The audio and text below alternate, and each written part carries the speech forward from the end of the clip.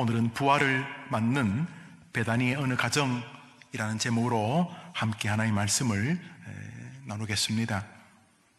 예루살렘이 서울이라면 베다니는 서울에 입성하기 바로 직전에 위성도시 혹은 예루살렘으로 가는 길목에 있는 작은 동네였습니다.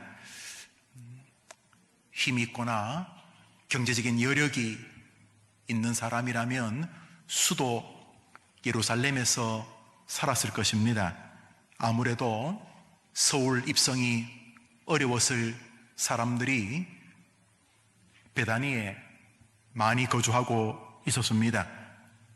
가난한 이들이나 서민들이었을 것입니다. 예수님이 예루살렘에 예수님을 그래도 귀하게 여기는 이들이 적지 않았습니다.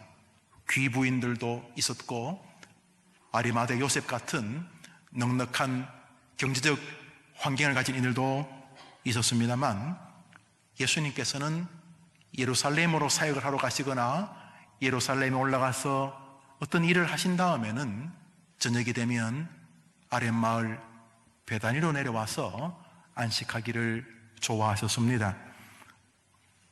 성경 마가복음 11장을 같이 한번 읽어보겠습니다. 시작.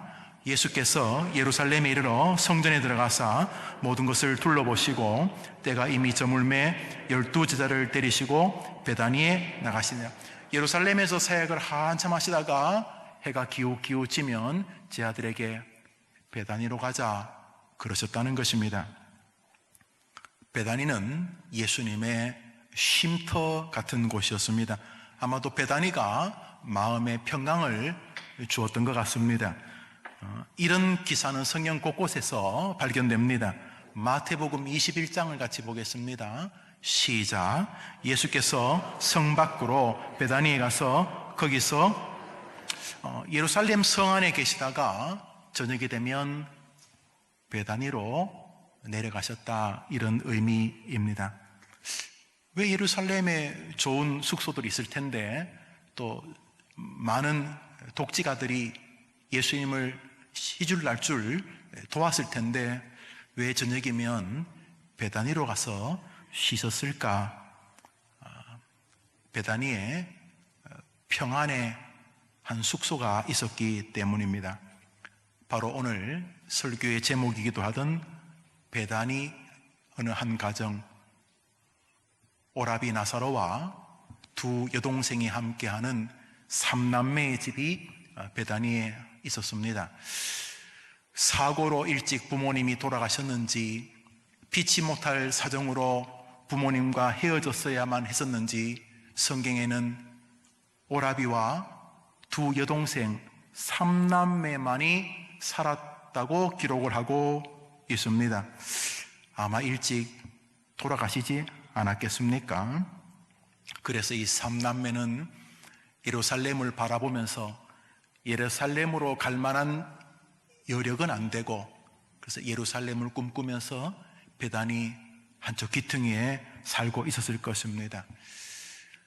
지금도 직장을 구하기가 참 만만치 않다고 합니다. 한 20, 30년 전만 해도 학교를 졸업하면, 대학을 졸업하면 한 두세 군데 정도는 자기가 선택할 수 있었는데 지금은 이제 참 만만치가 않다고 합니다. 일명 좀 그럴듯한 직장은 뭐 몇십 대 혹은 몇백 대 일이 되지요. 신문 기사를 보니까 이력서를 100통을 넘게 보냈는데 면접한 곳이 6군데고 그 군데 한 군데도 이렇게 당선이란다. 이 선거철이니까 자꾸 당선이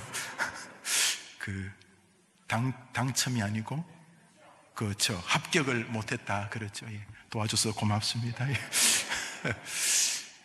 합격을 못했다. 그만큼 어렵다는 게 학벌도 일명 스카이라고 하는 좋은 학교를 나왔는데도 그렇다냐 그런 기사를 읽은 적이 있습니다. 하물며 2000년 전에 무슨 변변한 직업이 있었겠습니까? 문제는 이 삼남매 가운데 맏오라비인 나사로는 거기다가 병이 들어 있었다고 이야기합니다. 우리가 읽었던 본문 요한복음 11장 앞부분을 읽어보겠습니다. 시작. 어떤 병자가 있으니 이는 마리아와 그 자매 마르다의 마을 베다니에 사는 나사로라. 이 마리아는 향유를 주께 붓고 머리털로 주의 발을 닦던 자요, 병든 나사로는 그의 오라비. 요한복음 11장 앞 두 구절에 나사로와 마르다와 마리아 3남매가 있는데 그 오라비 나사로는 병든 사람이었다는 말을 앞에 또 뒤에 말합니다. 아주 중병에 걸린 것 같습니다.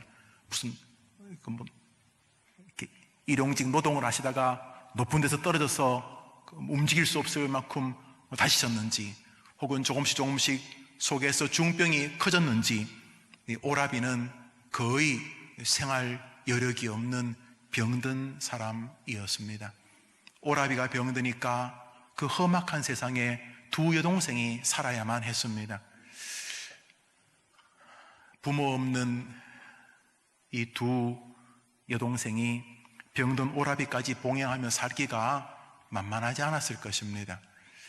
성경을 보면 이 두 여인이 진정한 사랑에 주려 있었던 것을 느끼고, 또 마리아가 어렵게 그 향유를 조금씩 모았던 것을 볼 때에 대부분 주석가들의 글을 보면 이 두 여인의 직업이 온전하지는 않았을 것이라고 추정합니다.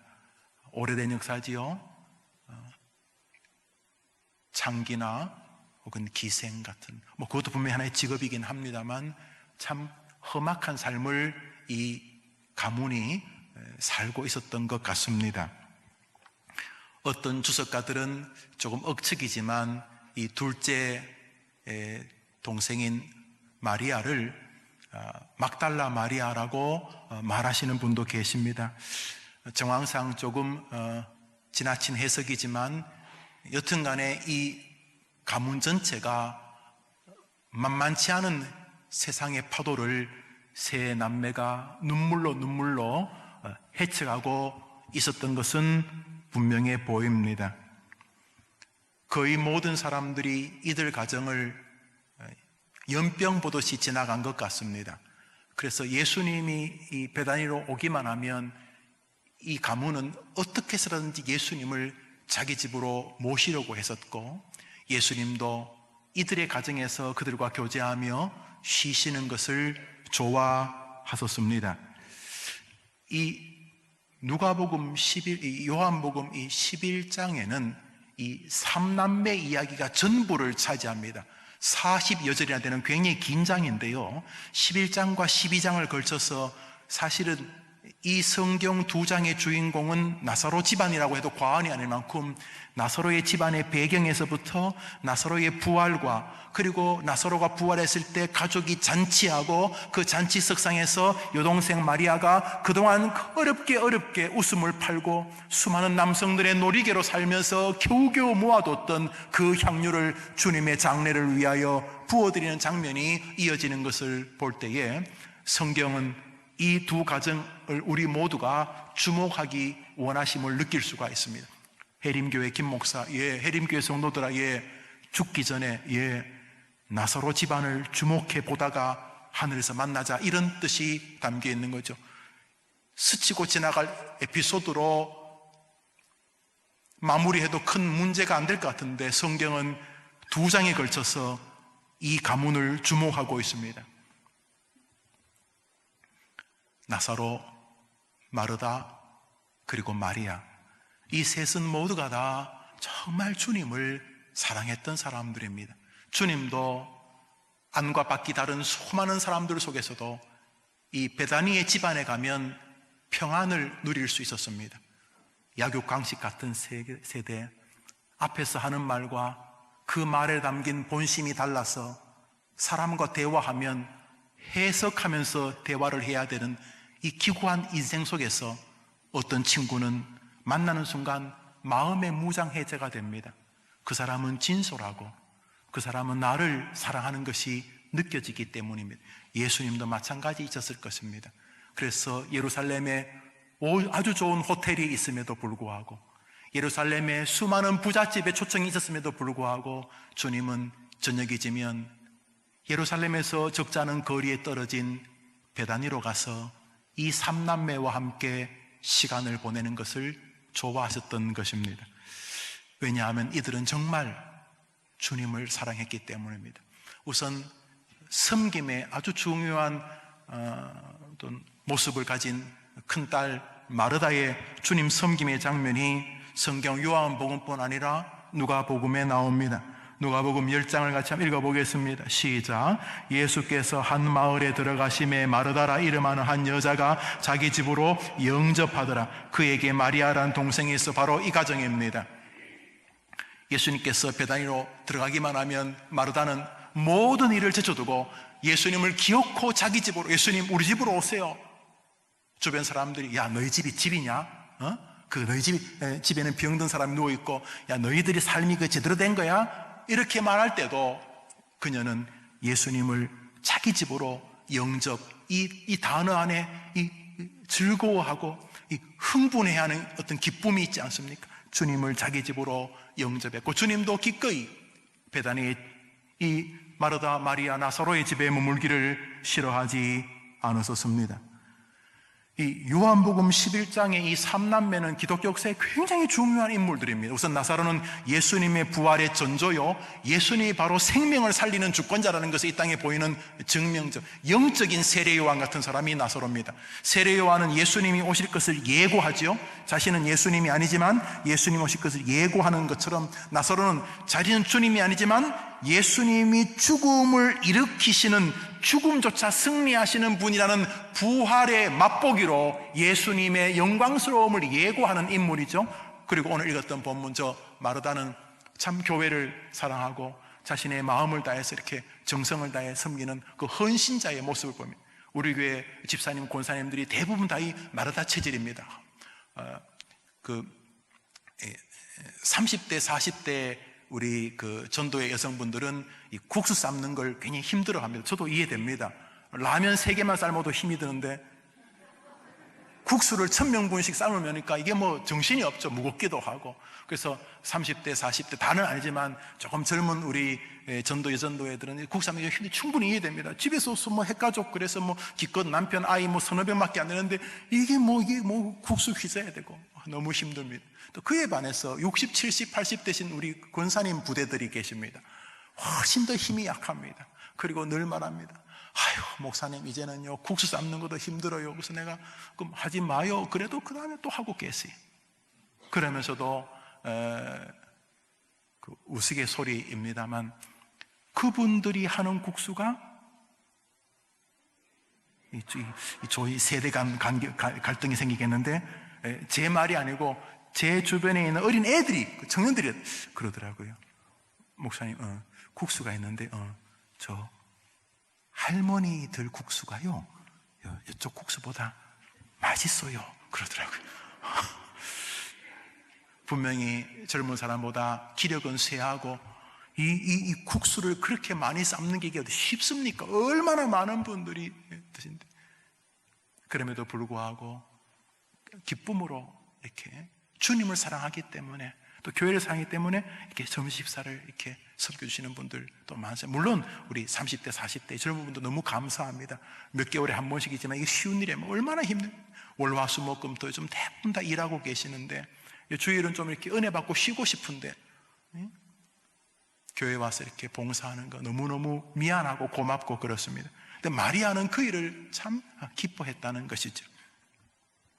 특별히 마르다는 특별히 이 둘째 동생이었을 것으로 보이는 이 마리아의 사역은 예수님께서 세상 끝날까지 이 마리아가 한 일, 예수님께 그 값비싼 향유를 부어드리는 장면을 주님은 자신의 장례를 준비하는 것이라고 해석하셨습니다. 정확히 보신 거죠. 다른 모든 사람들은 예수님의 설교를 취사 선택해서 들었습니다.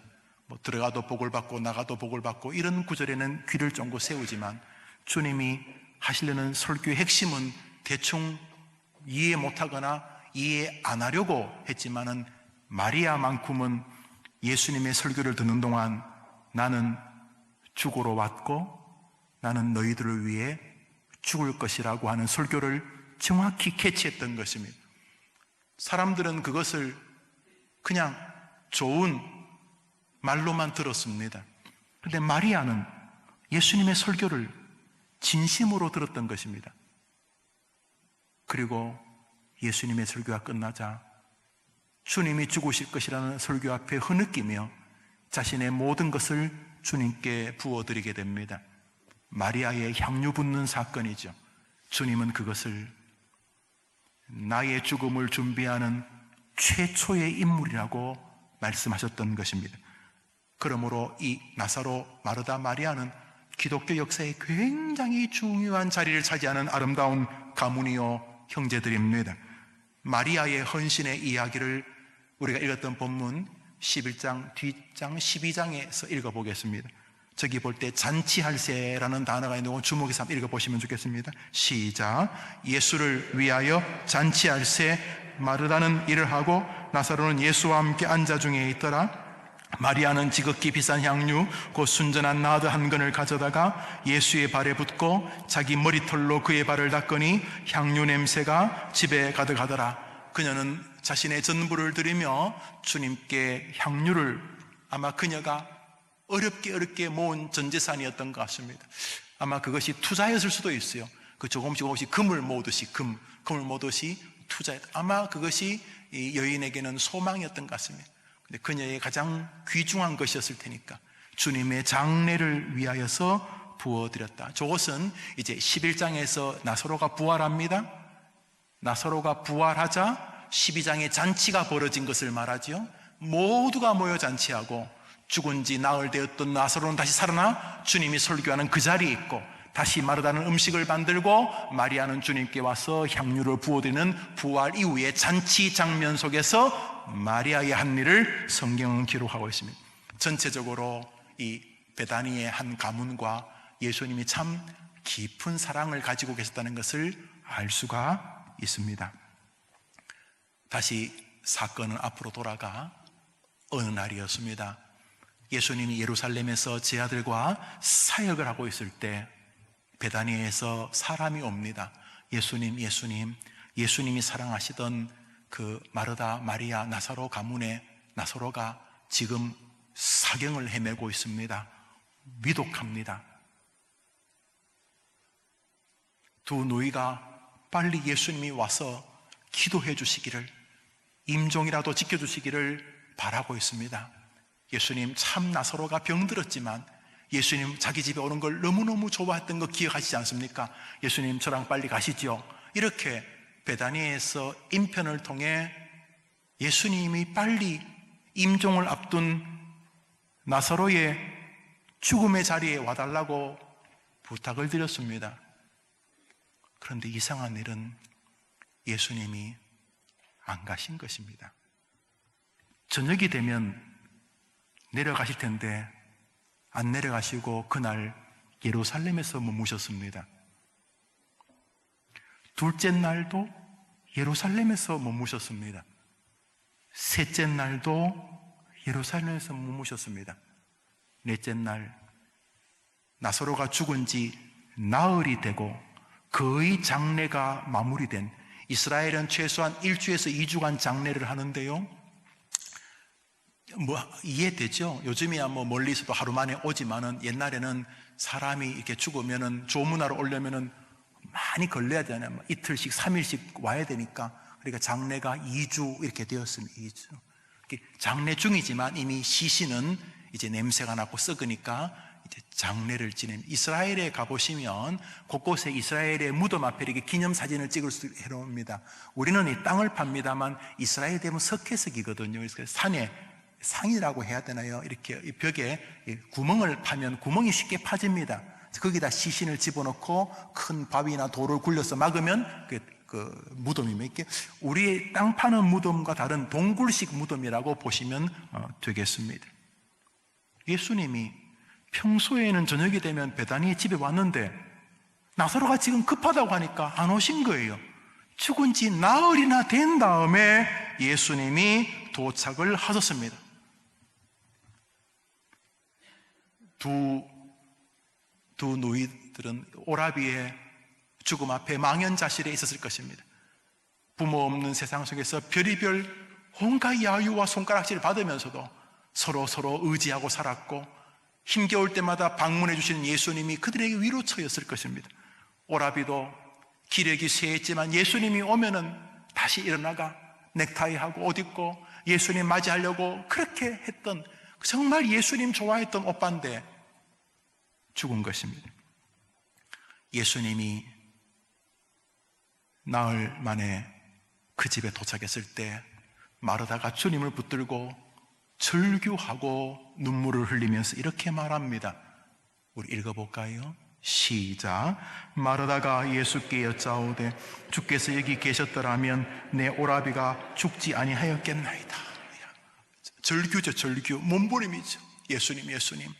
예수님이 계셨으면 오빠가 며칠이라도 더 살았을 텐데, 그렇게 예수님 좋아했는데, 예수님 그때 오셨더라면 이 오라비가 며칠이라도 더 살았을 텐데 하면서 막 흐느낍니다. 그러자 마리아도 예수님께 동일하게 절규하며 이렇게 말합니다.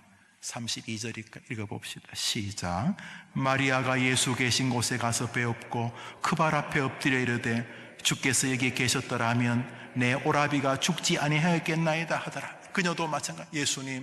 예수님 살아계셔. 예수님 오셨으면 우리 오빠가 아무리 거친 숨을 내쉬더라도 예수님 보고 웃고 고맙다 그러고 예수님 손잡고 예수님도 한번 기도해주면 우리 오빠가 몇 주라도 더 살았을 텐데 하면서 막 절규합니다.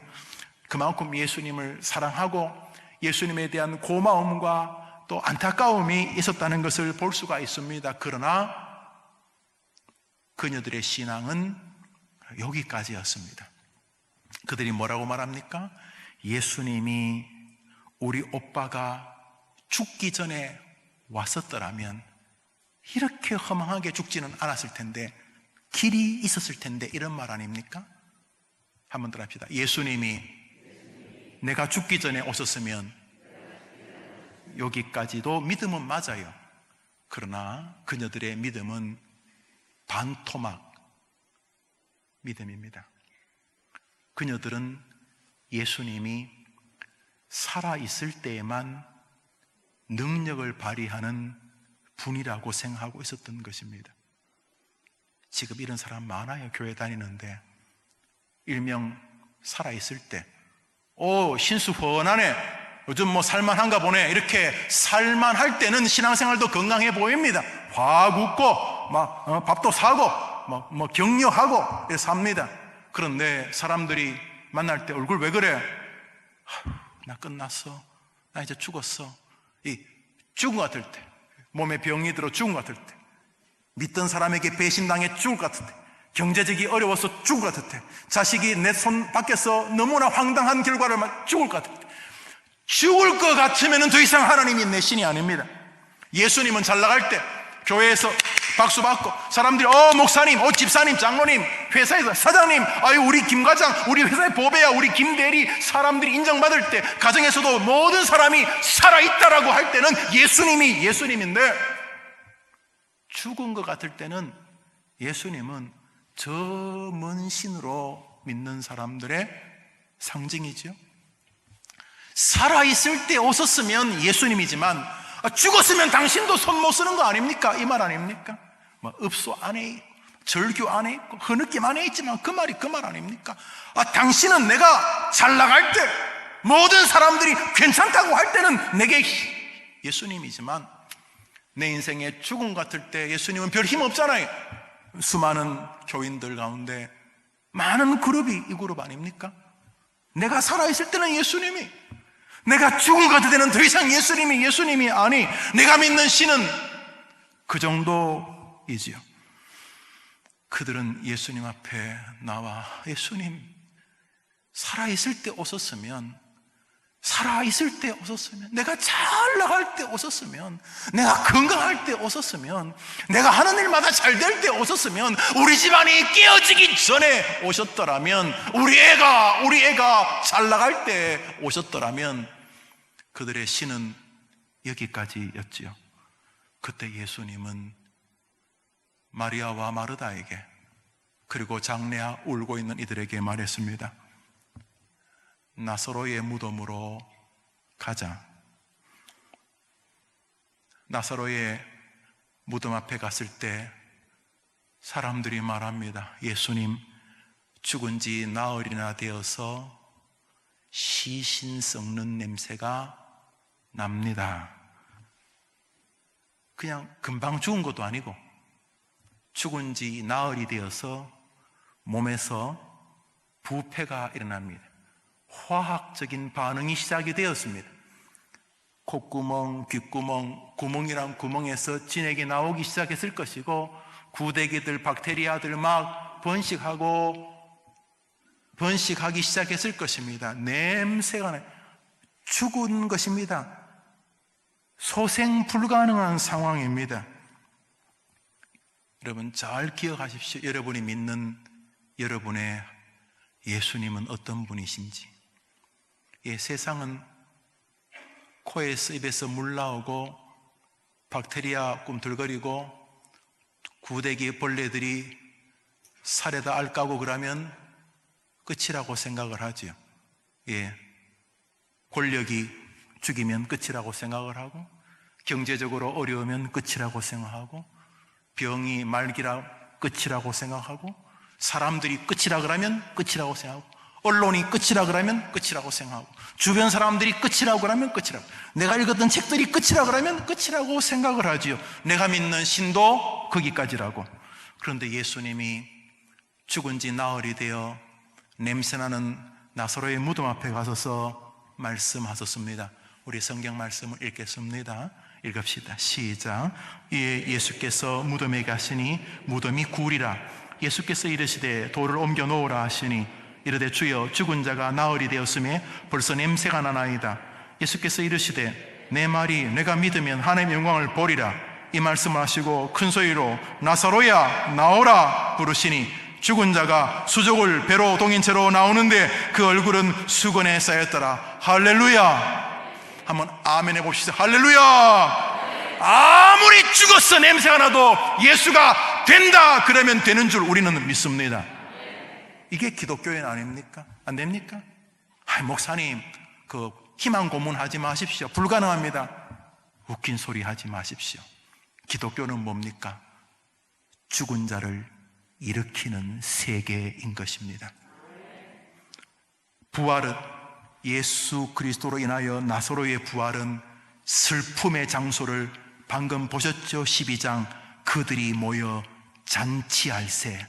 부활은 한 가문과 한 생애를 잔치의 자리로 바꾸는 능력인 줄 믿습니다.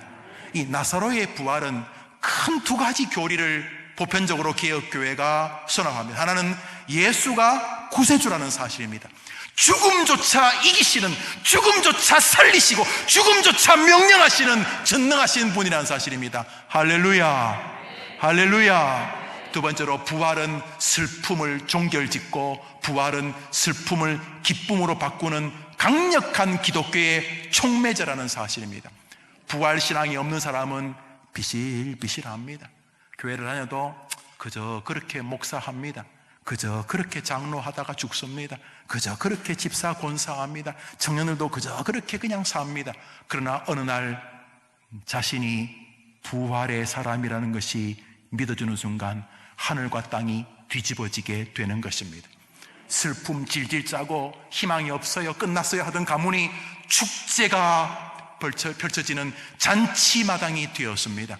방금 전까지 죽음의 냄새가 진동하던 곳에서 그가 일어나 예수의 영광을 증명하는 하나님의 전도자가 되었습니다. 할렐루야. 나사로는 그냥 서 있는 것만으로도 전도가 되었습니다. 생각해 보십시오. 죽은 지 나흘 만에 부활함으로써 나사로는 그 존재 자체가 주의 거룩한 영광의 복음이 되었습니다. 본격적으로 이 나사로의 살아남이 예수님의 십자가의 출발이었습니다. 이 사건을 통해 모든 유대인들이 특히 종교 지도자들이 예수를 그냥 두면 안 되겠다, 죽은 자도 살리니까 저 가만두면 안 되겠다 하고 예수를 본격적으로 죽이기로 결심하게 됩니다. 동시에 이 나사로의 부활은 예수님이 드디어 하나님의 완벽한 구원자라는 사실을 온 천하에 알리는 도장 찍기의 사건이었던 것입니다. 여러분이 예수가 전능자라는 것을 증명하는 부활의 백성들 되기를 축원합니다. 사람들이 여러분 보고 저 사람은 분명히 죽어야 되는데 좌절하고 포기하고 술 먹고 약에 찌들어가지고 희망이 없다고 살아야 될 텐데, 이상하게 아침에 만나면 강건하게 일어서는, 너 뭐야? 나는 부활의 예수님을 믿는다. 여러분이 이 시대에 나사로가 되어 주님의 이름을 높이게 되기를 축복합니다. 그래서 부활은 크게 두 가지, 나사로의 부활은 예수가 구원자다, 전능자다. 부활은 슬픔을 기쁨으로 바꾸는 역사라는 것을 보여준다 그랬습니다. 또 하나, 오늘 부활에는 또 하나의 아주 중요한 교리가 담겨져 있습니다.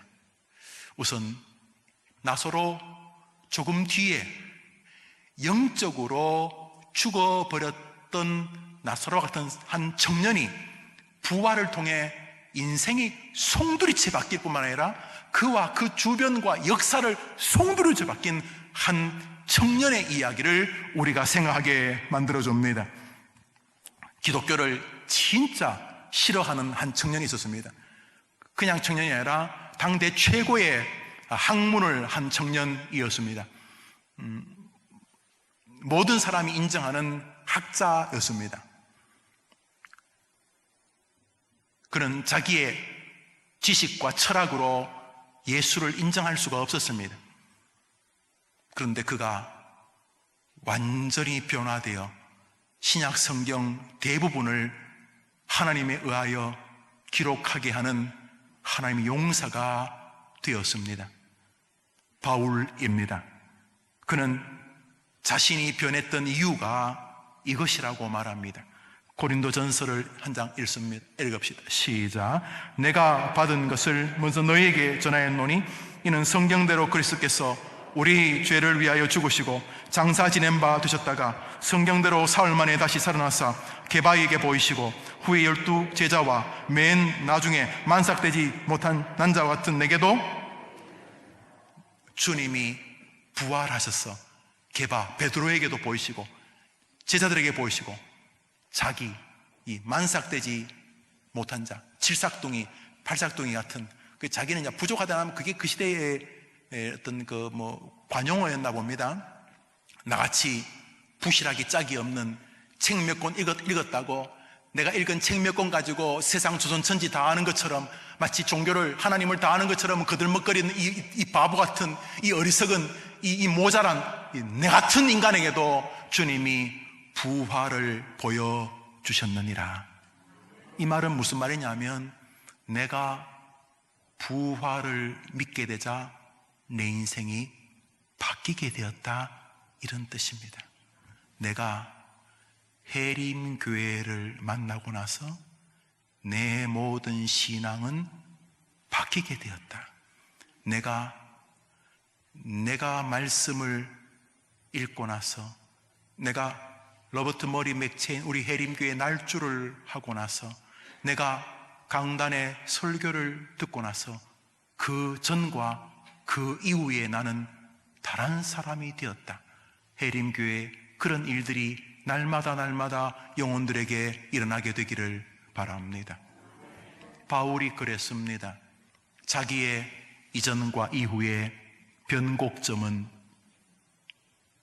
부활 신앙을 갖게 되는 시점이었다고 말합니다. 부활이 자기를 다 바꾸었다는 것입니다. 사도 바울의 인생은 부활을 믿고 난 이전과 이후로 나뉘어집니다. 그렇다면 여러분도 마찬가지이실 것입니다. 2020년 중국발 역병으로 인하여 모두가 다 기가 막혀 하고 있는 안타까운 시즌에 우리가 맞고 있지만, 어려울수록 작은 빛도 더 빛나지 않습니까? 마치 캄캄한 방에 작은 반딧불이 영롱하게 빛나는 것처럼 말입니다. 어려운 시절이지만 2020년 부활절에 여러분의 마음에 부활의 신앙이 곧세워지게 되기를 축복합니다. 고린도전서 15장 17절입니다. 시작. 그리스도께서 다시 사신 것이 없으면 너희 믿음도 헛되고 너희가 여전히 죄 가운데 헛된 거 아시죠? 여러분 살다 보면 헛된 일 참 많죠? 헛된 일 참 많아요. 학교 다닐 때였습니다. 자취하는 저녁에 무슨 연유인가 쓰레기를 버리러 나갔다가 옆집에서 버린 라디오 하나가 있었습니다. 전선도 이렇게 있는 라디오였어요. 그냥 두고 왔어야 되는데 갑자기 고칠 수 있겠다는 그런 생뚱맞은 생각이 들어가지고 그 다음 주간이 시험 주간임에도 불구하고 밤 10시쯤 밖에 누가 버린 라디오를 가지고 들어왔습니다. 우선 제가 잘하는 거 있죠?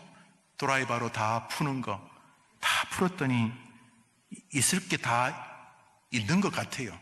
그래서 다시 이제 이것저것 하는데 이렇게 하고 조심스럽게 또 연결해보고 저렇게 하고 조심스럽게 연결해보고 한참 연결했는데 지지직 소리라도 나와야 되는데 안 나오는 거예요. 새벽 3시까지 라디오를 고쳤는데 고치기는커녕 안 되었어요. 한 이틀쯤 뒤에 그 집에 있는 중학교 애 보고 라디오 버렸냐 그러니까 안에 부품이 없어져가지고 버렸다고. 못 고치는 거예요. 부품이 없는 거 안에 부품. 못 아무리 해도 밤 3시간, 5시간이 다 헛것이 된 것이죠. 기독교에 웬만한 것은 다 소기의 성과를 거둡니다. 기도, 소기의 성과를, 헌금, 소기의 성과를, 찬양, 소기의 나름대로 다 의미가 있습니다.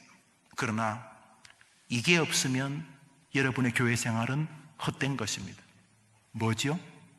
다시 성경 말씀 있습니다. 고린도전서 15장 17절입니다. 시작. 그리스도께서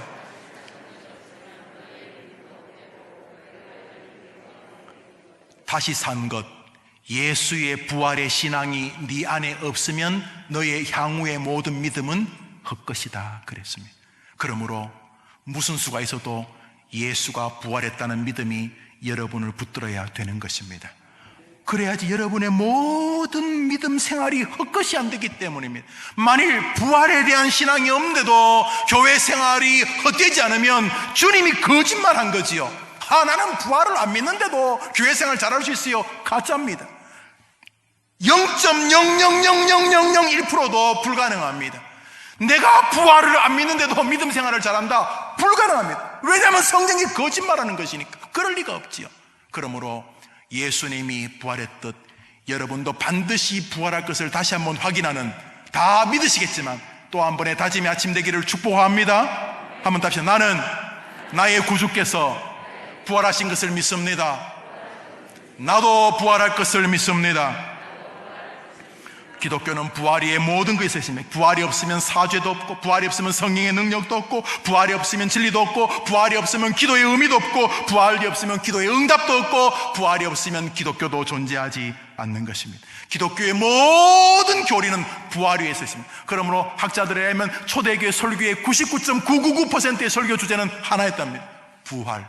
예수님이 부활하셨습니다. 예수님이 부활하셨듯 우리도 부활하게 될 것입니다. 이 부활이 우리의 모든 삶을 지키는 힘이라는 것입니다.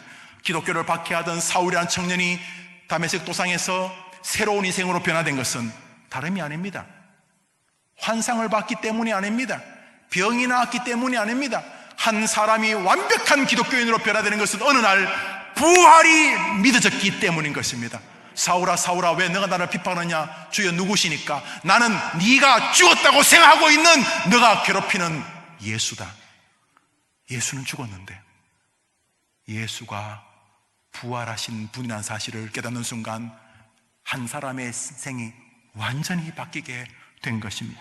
2000년 기독교는 참 고통을 많이 받았습니다. 얼마나 많이 괴롭혔습니까? 일제시대 때도 많이 죽었습니다. 제암리 수원에 가면 교회 제암리 교회 사람 집어넣고 안에서 문 못 박아버리고 불 질러서 기독교인들 많이 죽였죠. 예, 일제시대 참 기독교인들 많이 죽였습니다. 독립운동한다고 죽이고 자기들 말한다고 죽이고 이래 죽이고 저래 죽이고 그랬습니다만, 일제시대 35년 36년 동안 우리를 괴롭힌에서 죽은 순교자보다, 제가 말하죠, 3년 동안 공산주의자들에게 남북 6.25 전쟁 때 죽은 기독교인이 30년 동안 죽은 사람 8배 더 많아요. 8배. 또 말하지만 3년도 아니에요. 서울 수복 이후에 몇 개월 남짓 와 있었죠. 물론 지리산에서 좀 끝까지 버텼습니다만, 그래도 전쟁다운 전쟁은 1년이에요. 나머지는 다 휴전선 근방에서 왔다 갔다 그랬죠. 몇 개월 남짓 하는 동안 30년 동안 죽인 기독교인보다 더 많이 죽였습니다. 공산주의자들이. 참 기독교 많이 박해받았습니다. 교회를 불질르고요, 사자의 밥이 되게 하고요, 해변가에 썰물 미물 때 죽여서 물에 익사시키고요, 교회를 불질러버리고요, 성경을 다 불태우고, 얼마나 기독교가 박해를 받았습니까? 그런데 2000년 동안 기독교가 여전히 존재하며 전 세계에서 가장 많은 사람이 신앙하는 하나님의 진리로 서 있는 것은 부활신앙 때문입니다. 베드로 알죠? 어린애가, 아저씨도 지금 저기 고문당하고 있는 예수하고 한편이죠. 아저씨도 저기 고문당하고 있는 예수하고 한편, 내가 봤어요. 아저씨가 저 예수와 같이 다니는 거 나도 봤어요. 어린 10몇 살짜리 여자아이가 예수와 한편이라고 말할 때 베드로가 뭐래요? 아니, 나 예수 몰라. 세 번째는 저주하면서, 예수를 저주하고 자기를 저주하면서 나는 그따위 몰라, 이렇게 말했던 인간은 왜요? 죽을까봐. 그런데 베드로가 뒤집어지죠? 언제 뒤집어집니까? 부활하신 예수님을 만난 다음에 뒤집어지는 것입니다. 아, 이분이 부활하셨구나. 나도 부활할 줄 믿습니다. 여러분, 우리는 부활합니다. 우리는 절대로 여기가 끝이 아닙니다. 기독교를 박해하던 인생 바울이 변했던 것이 부활이고, 슬픔이 이어지던 나사로의 집안이 변화된 것은 부활이고, 베드로의 삶을 위대한 사람으로 바꾼 것이 부활이었다면 우리도 마찬가지일 수밖에 없습니다. 여러분, 오늘 나사로의 이 사건은 예수님이 구주라는 사실과 부활의 주라는 사실일 뿐만 아니라, 부활은 모든 슬픔과 모든 어색하고 모든 어설픈 신앙을 기쁨과 소망으로 바꾸는 능력이라는 것을 보여주는 것입니다. 그러나 오늘 본문에 나오는 나사로의 부활은 우리의 부활에 비하면 참 초라한 부활입니다. 왜냐하면 나사로가 부활하긴 했지만은 여전히 한계를 가진 육체로 부활했습니다. 여전히 인생으로 부활했습니다. 그 부활은 부활의 맛보기였습니다. 예수님이 죽음도 능력으로 이기시는 분이라는 사실을 증명하는 부활이었습니다. 그러나 마지막 날 우리의 부활은 하나님처럼 되는 부활인 줄 믿으시기를 바랍니다.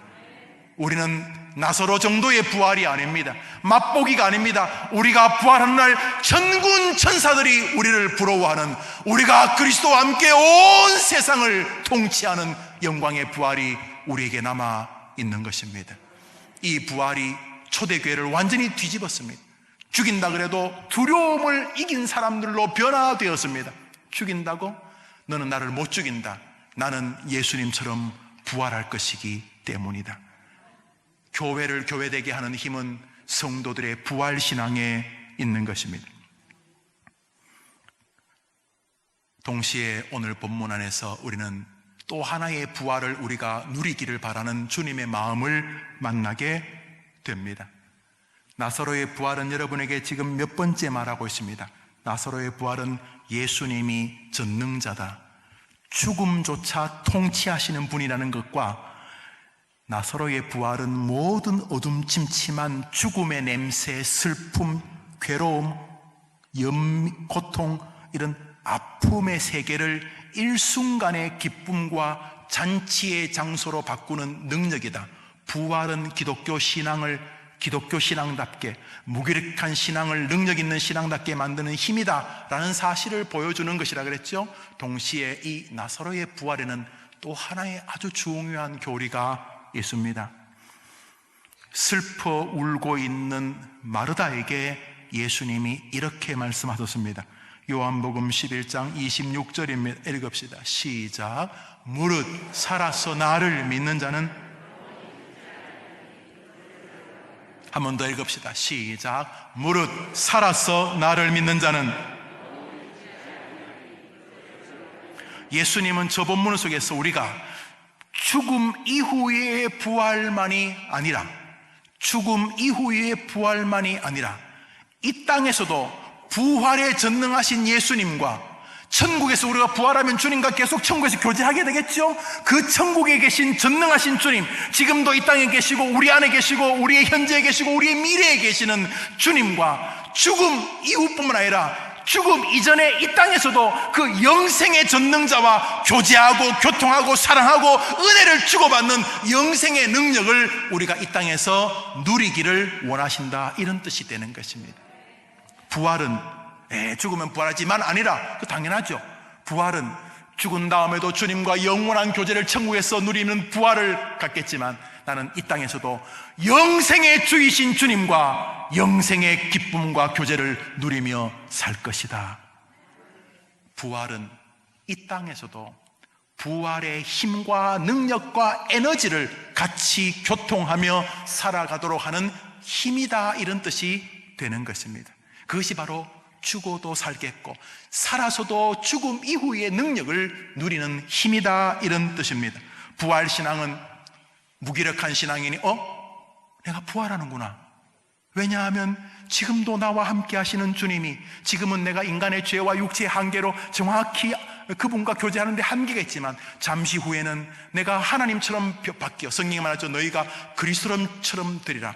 하나님의 형상으로 바뀌어 하나님과 흠없는 온전한 교제를 누리게 되겠지. 그렇지. 그 주님이 지금 어디 계실까? 그 주님이 천국에만 계신 것이 아니라 지금 나와 함께 계시지 않는가?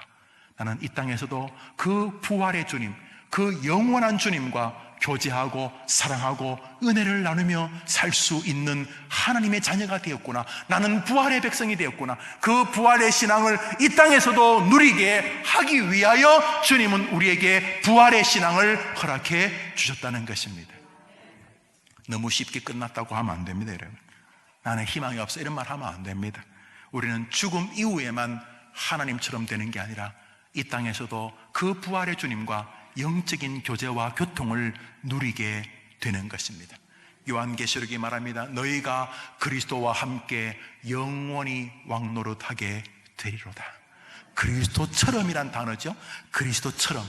우리가 그리스도가 되고 하나님이 되는 건 아니죠. 그러나 하늘에서 천사들이 볼 때 마치 우리가 그리스도처럼 하나님처럼의 영광을 누리게 해주신다는 것입니다. 할렐루야. 그것은 죽음 이후의 부활만이 아니라 이 땅에서도 그 거룩한 힘으로 오늘을 살아가게 한다는 것이죠. 여기 많은 분들이 그래서 사시죠. 분명히 객관적으로는 절망할 만한데, 병으로 인하여 낙심할 만한데, 놀랍게도 부활신앙이 있어서 도리어 10만간 목사를 위로하지요.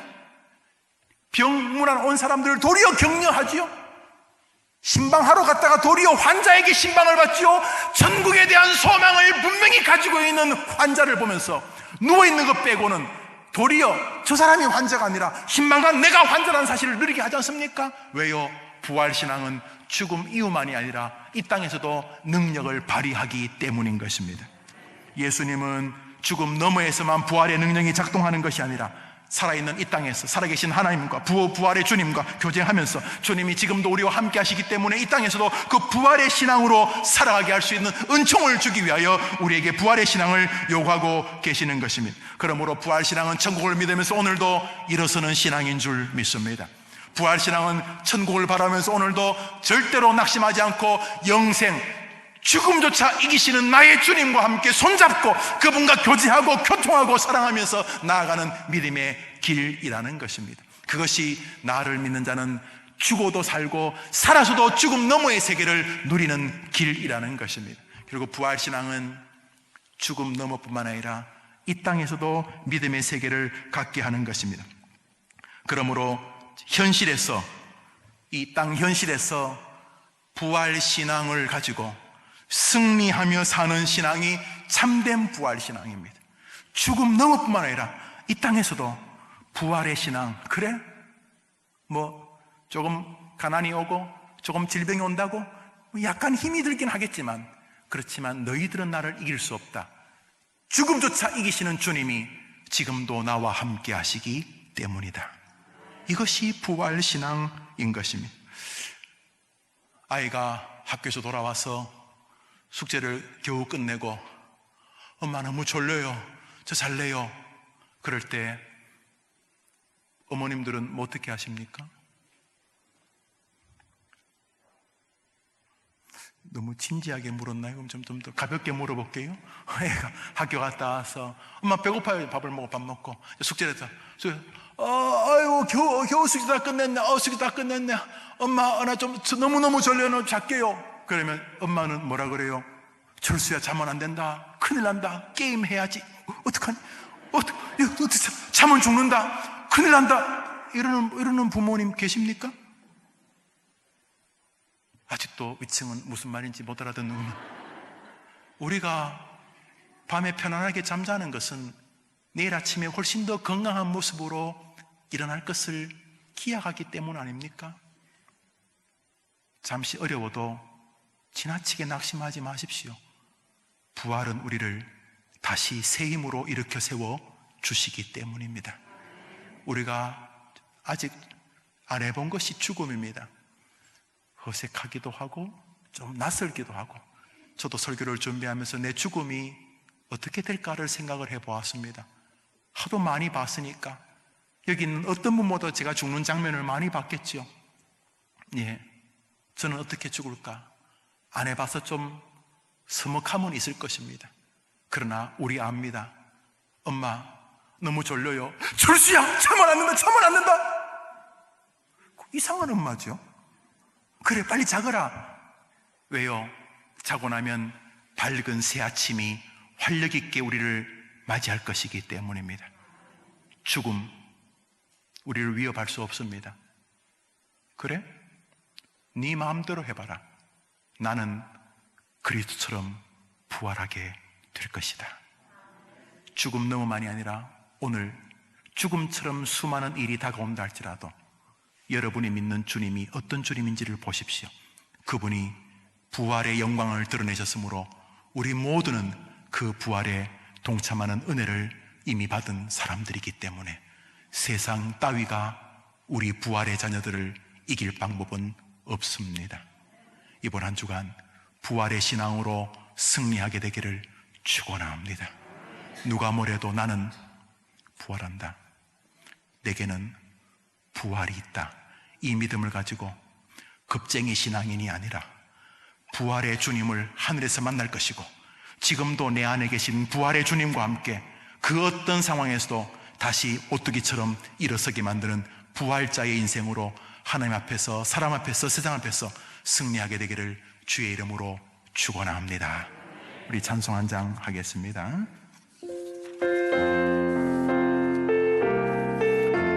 왕의 왕이 되시고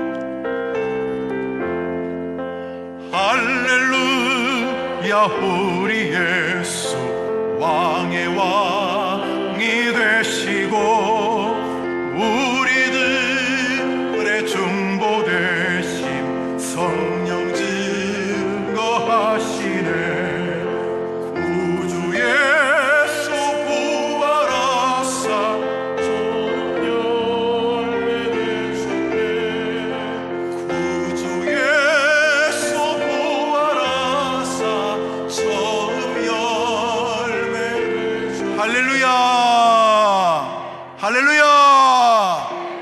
사과가 먼저 읽지 않습니다. 사과가 똑같이 읽지 않습니다. 제일 먼저 읽는 열매가 있습니다. 우리 성경 구절 보여주십니다. 제일 마지막 설교 본문 보여주십니다. 고린도전서 15장 20절 읽읍시다. 시작. 그리스도께서 첫 열매가 되셨도다. 첫 열매는 그리스도요. 우리들 예수에게 붙은 우리들도 첫 열매, 예수님이 부활하심으로 모든 인류에게 완벽한 부활을 증명하시는 첫 번째 영광의 구주. 나사로는 겨우 육신적으로 부활했지만 예수님의 부활은 전능한 부활인 것처럼 우리도 주님과 함께 영원히 완전한 부활의 주인공이 될 것입니다. 그 첫 열매를 말합니다. 부활자입니다. 그래, 비실거리지 않아도 돼요. 뭐 좀 몸이 아플 뿐이지, 뭐 조금 경제적으로 어려울 뿐이지, 뭐 조금 세상이 돌 던질 뿐이지, 뭐 우리는 부활의 자녀들이기 때문에 천국에서도 일어나겠지만 이 땅에서 또다시 부활의 주님과 함께 일어나게 될 것이다. 비겁하게 주님을 부인하지 않을 것이고 초라하기 짝이 없는 예수님을 부정하며 살지 않을 것이다. 나는 부활의 주님을 믿기 때문이다. 이번 한 주간 부활 백성의 여러분 되기를 축원합니다. 우리는 부활의 주님을 높입니다. 주님처럼 부활할 줄을 믿습니다. 우리 찬송을 한 번 더 부르고 마칩시다. 할렐루야, 우리 예수.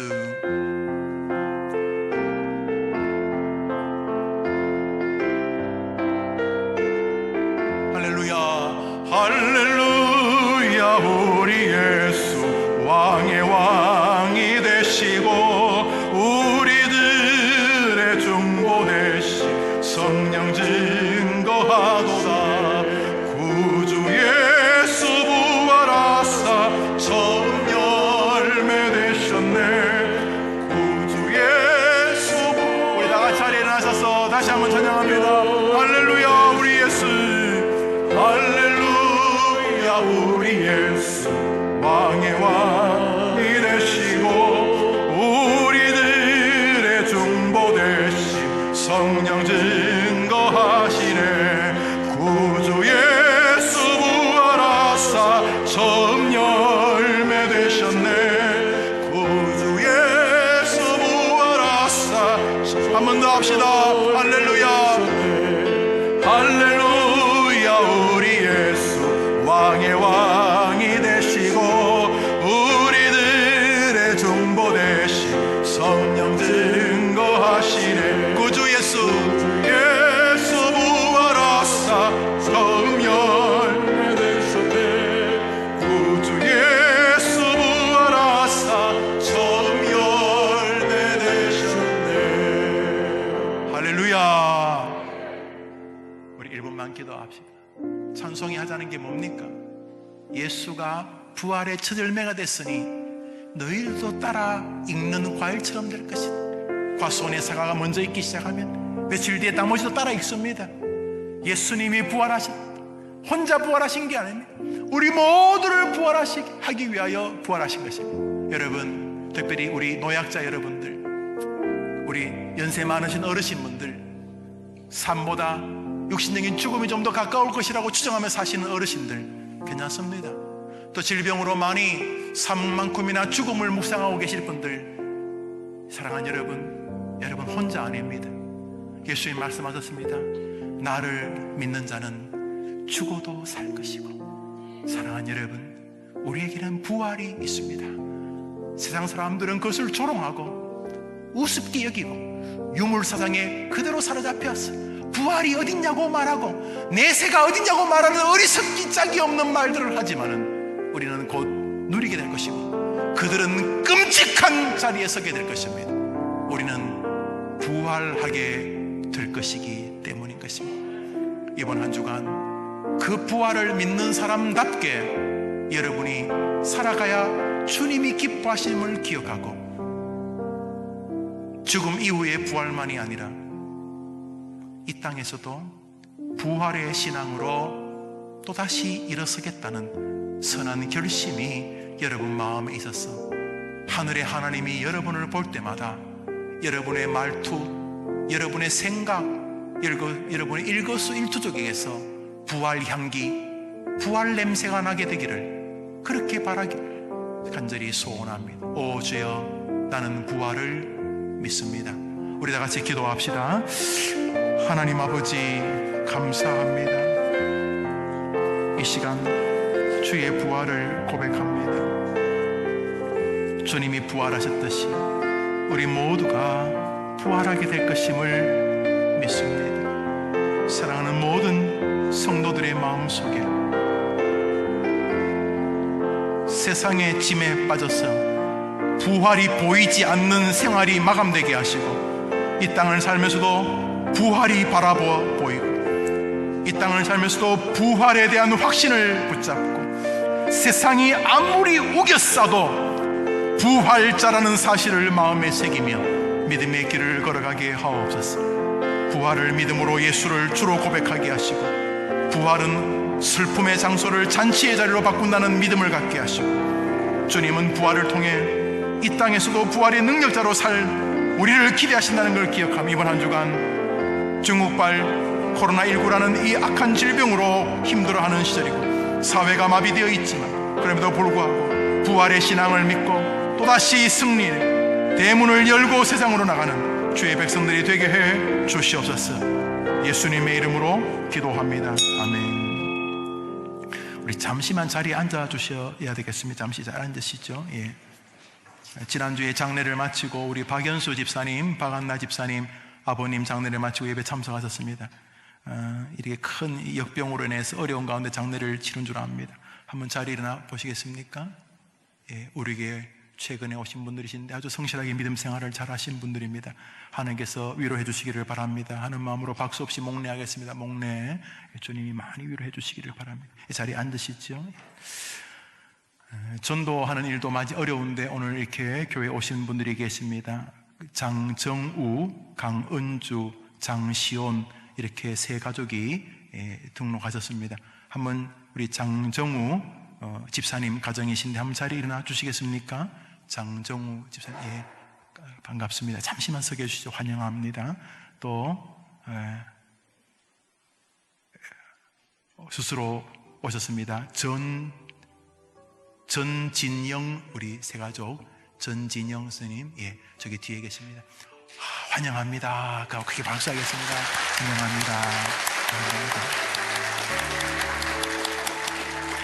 환영합니다. 예, 이렇게 크게 온 세상이 어려운데도 이렇게 교회에 오셔서 등록하여 주셔서 함께 사랑을 나누게 되니 너무 기쁩니다. 예배를 마치고 또 섬기는 이들, 또 저도 잠시 만나서 교제하고 기도하고 그렇게 돌아가시면 감사하겠습니다. 성경과 혹은 신앙과 인문학이라고 하는 일들을 몇 주 전부터 시작했습니다. 왜냐하면 사단이 아주 교묘하게 이제 옛날에는 막 기독교를 박해하고 고문하고 막 이런 방식으로 기독교를 괴롭혔다면 지금은 사단이 아주 전술을 잘 써가지고 옥스퍼드, 하버드 대학 출신들이 글을 써가지고 그러므로 하나님은 없다, 진화론적으로 하나님은 없다, 신은 인간의 창조물이다, 진짜 신은 사람이다, 뭐 이런. 근데 너무 그럴싸해요. 몇 천만 부씩 팔리고 그런 책들이 아주 많습니다. 그 인문학이 나쁜 건 아니죠. 인간을 연구한다는 건 좋은 것이죠. 그러나 이런 학문에 이렇게 보자기를 쓰고 신천지처럼 유형만 다를 뿐이지 교회를 좀 먹고, 특별히 우리 2세들 청년들, 중고등학생들, 초등학생들, 특별히 기독교에 조금 불편한 마음을 가지고 있는 기독교인들을 계속 공격을 합니다. 그래서 성경만으로 충분하지만은 우리 시대가 워낙 험악해서 몇 주 전부터 저와 또 우리 교역자들, 또 책 읽기 관심이 있는 분들이 신앙과 인문학이라는 책으로 한 10여 주 같이 책 읽기도 하고 서로 나누기도 합니다.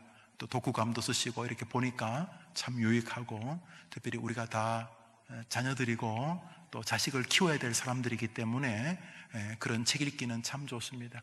우리나라 사람들이 인터넷이 많이 강화되다 보니까 순간적이고 감성적인 지식이나 정보는 굉장히 뛰어난데 독서의 깊이는 많이 적은 것으로 알려져 있습니다. OECD 회원국 가운데 독서량이 가장 작은 나라 중에 하나가 되어버렸는데, 이렇게 주일 오후에, 지금 다른 것은 모이기 어렵기 때문에 주일 오후에 한두 시간 이렇게 독서 모임을 하는데 오늘도 합니다. 관심 있는 분들 오셔서 이 시대에 세상 사조, 또 아카데미칼하게 학문적으로 어떻게 세상이 교회를 공격하고 있는가, 이런 것을 상고하는 데도 도움이 됩니다. 책 읽는 때 막 경기를 일으키는 분들이 좀 계십니다. 걱정 안 하셔도 됩니다. 발표 안 하셔도 되니까 그냥 읽으시고 또 남들이 생각하는 것도 들어보시고 또 어떤 세상의 인문학적 사조 또 사회과학적 태도들을 좀 생각하는 것도 충분히 의미가 있다, 그렇게 생각이 되어집니다. 지난주까지 김영석 교수의 그리스도인들에게는 왜 인문학이 필요한가 이런 책을 읽었는데, 이번 주부터는 젠더, 이 호모섹슈얼리티, 이 동성애 문제를 다루고 있는 또 책을 한 권 읽는데 의미 있을 것이라고 생각이 되어집니다. 여러분들이 꼭 참석 안 하더라도 평소에 그런 책을 읽으시되 그런 의문이 있으면 교회의 교역자들이나 또 상의를 하시고 하면 좋으실 줄 압니다. 분명한 것은 세상이 참 교회를 다양한 방법으로 공격하고 있고, 우리 아이들은 그런 책들과 저자들의 어떤 경력에 의해서 훨씬 더 많은 신뢰를 보내고 있고, 거기다 교회의 몇 가지 문제점, 교회 지도자들의 한계들이 상충작용을 일으켜서 마치 그런 책들이 사실인 것처럼 느껴지는 험악한 시절에 우리가 서 있다. 그래서 우리가 이때 더 깨어 있어야 된다, 그런 참고하시기를 바랍니다. 나갈 때 계란을 드리는데요, 계란을 드리는 이유는 딱 한 가지입니다. 배고플까 봐 드리는 것입니다. 우리가 평소에는 국밥을 하고 떡이라도 했는데, 지금은 나라에서 교회에서 식당 여는 것을 너무너무 이렇게 반대하시기 때문에 또 충분히 그래서 계란을 드립니다. 어릴 때 저도 교회에서 계란을 받았어요. 서양에서도 계란을 주기는 합니다. 그러나 큰 의미를 가지고 있지는 않습니다. 그냥 계란일 뿐입니다. 사실은 여러분이 오늘 가실 때 계란 후라이를 다 해드리려고 했는데 어떻게 들어가겠어요? 그래서 삶아 드리는 것입니다. 계란에 특별히 부활의 의미가 있지는 않습니다. 물론 계란이 이렇게 병 안에 넣었는데 약간 몇 가지 의미를 두지만 우리가 그걸 받아들이지 않고요. 그냥 옛날에 참 가난했는데 부활절날 같이 사랑을 나누고 싶은데 그 가난한 시절에 줄 것도 없고, 그래서 계란을 삶아 주었다, 그렇게 생각하시면 되겠습니다. 어떤 분은 교회에서 계란 주면 이단이라는데 그런 말 하지 마시고 그냥 배부르게 그렇게 말하는 사람에게 계란 까서 넣어주시기를 바랍니다. 편안하게 하시고, 그냥 교회가 어떻게라도 부활절날 사랑을 나누고 싶어서 찐 계란, 삶은 계란을 이렇게 나누는 줄 압니다. 제가 축도하고 마치겠습니다. 구주 예수님의 은혜와 하나님의 사랑과 성령님의 교통하심이, 나는 부활을 믿습니다. 내 아이도 믿을 것이고 내 아이의 아이들도 믿을 것입니다. 죽어서 부활한다는 것만이 아니라 이 땅에서도 나는 부활의 백성이라는 믿음으로 살아갈 것입니다. 또 한번 다짐하며 슬픔의 가문을 기쁨으로 바꾸었던 나사로의 부활처럼 나는 날마다 그리스도와 함께 다시 살아날 것입니다. 그리고 이 땅에서 부활의 신앙을 살다가 마지막 날 주님이 부르실 때 멋지게 죽음의 강을 건넌 다음에 천국에서 주님과 함께 영생 복락을 누릴 것입니다. 나는 예수의 부활이 나의 부활임을 고백합니다. 다짐하는 모든 해림의 성도들과 역병으로 고통당하고 있는 환우들과 그 가족들과 지금도 생명 다의 이 일을 위해 묵묵히 헌신하고 있는 참으로 귀한 의료진들과 나라의 미래와 운명을 귀하게 책임질 뽑히게 될 선량한 국회의원들과 선거의 모든 과정 위에 영원토록 함께 있을지어다. 아멘.